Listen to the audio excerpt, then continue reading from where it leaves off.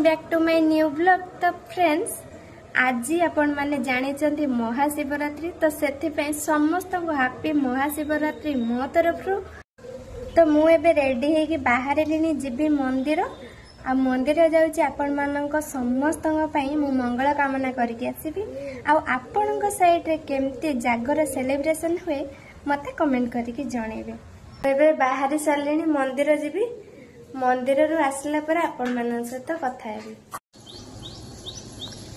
पागटा केमती हेइछि देखंतु। तो दीदींगर मोर रेडी ही बाहरिलु अमरेश्वर आ सेठी एते बड़ लंबा लाइन को देखि आमे हे गलु थरवर। देखंतु केते लंबा लाइन माने लाइन सरू नहीं। आमे जेते बड़ चलुचु मिनिमम 300 ରୁ 400 लोक लाइन ले अछंती। आ लाइन देखंतु मु केते जल्दी सकाळ सकाळ बाहर के आस्तिली लाइन रे माने जाई जाई किना खरा भी पळे आसलानी। आ लाइन मु जेते भाबु एठी सरीबो टोटली सरू ही नहीं। एते बाट अतिक्रम कला परे फाइनली आमे आम स्थान रे पहुंची जाइछु। आ मैडम को खुशी कहले न सरे। माने देखंतु आम दी जण एते पछरे थाई कि केते खुशी होछु। नाई आज्ञा आम पछको देखंतु आउरी लंबा लाइन हे सारलानी। काहे के एते भिड़ होछि ताहार कारण मु आपण मानकु जणे दोछि। टोटल वर्ष सारा भगवान पानी भितरे थांती आ केवल जागर दिन ही से समस्त को दर्शन दे थांती। सेथि पई तो एते भिड़ लागि रहिछि देखंतु। आ जदि आपण माने घर किछि आनी नथिबे ताले एठी फूल पकरू स्टार्ट करे दीप जाय सब जिनस आपण मानको मिली परिबो। क्षीर मध्य भी मिली परिबो। आ देखंतु केते सारा पुलिस भी रहि चंती। माने एते बाटर मो लाइन दे दे के ट्रैफिक पाखर आसिलेनी लाइन ए जाय टोटल सरो ही नहीं। मु केबे भी अमरेश्वर आसी नथिली फर्स्ट टाइम पई आस्तिली। आ बाबा को विषय बहुत किछि सुनिथिली सेथि पई ना मु बहुत एक्साइटेड थिली बाबा देखिया पई। आ पाखा पाखी 50 जन 60 जन परे मो पाळी पड़िबो सेथि पई भी मु बहुत खुशी अछि। देखन एबे पाखा पाखी गलानी पूरा मंदिर भीतर माने फ्रंट गेट एपट साइड रे टोटल एंट्री दोनांती। पूरा बुले बुले बुले बुले हम केते बाट नै कि गलेनी से गां साही भीतर पूरा नै कि गलेनी। एपटे कहीं ना रोड साइड रे प्रबल भिड़ हो बोली से प्रशासन तरफ बहुत भल व्यवस्था भी करा जायतिला। जहाँ भी हो मु मंदिर पाखरे पहुँची जाइए।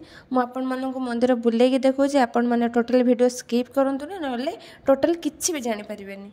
मंदिर बाहर आ मंदिर भितर विभिन्न संघ मान पक्षर आयोजन होता माने विभिन्न प्रकार लस्सी व्यवस्था। तो समस्ते ये लस्सी प्रदान करते। आतापरे ये देखु मंदिर मु आपण मानू देखो बाबा अमरेश्वर ये लिखाई यू स्टार्ट हो गला सब देवादेवी मूर्ति सब रही छोट छोट मंदिर भितर। तो स्टार्टिंग हो जगन्नाथ मंदिर पाखु। तो मुझे देखो आपण मानू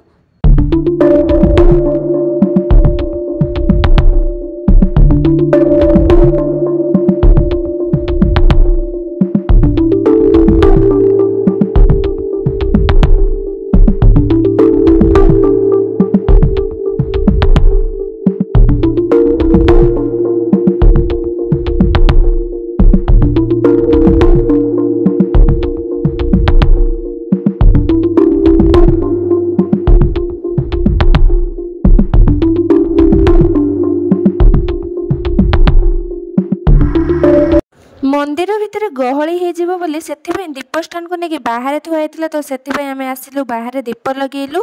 आ दीप लगे सारिक आम घर को बाहरलु। इवनिंग रे मंदिर को जीवी बोली आज ड्यूटी रू जल्दी पलि आसी। तो से देखो मु पूरा रेडी हो गली आउ मु मंदिर बाहरिली। मुझे मंदिर बाहर संध्या हो गला। तो जाऊे दीप लगे केवल मु फूल नहीं कि जाऊे मंदिर को। आ मंदिर पाखे जाकि घी और दीप से किनिबी। तो फाइनाली मु मंदिर पाखे पहुँची जाइए। देखंतु मंदिरटा मु आपण मानक देखई दूची। आ एटा भी गोटे बहुत सुंदर मंदिर एटा अच्छे बादामबाड़ी पाखे। तो एबे केही भी लोक आसी नथिले एटी मु आ गोटे झियो दी जण केवल लगेलु फास्ट स्टार्ट कलु।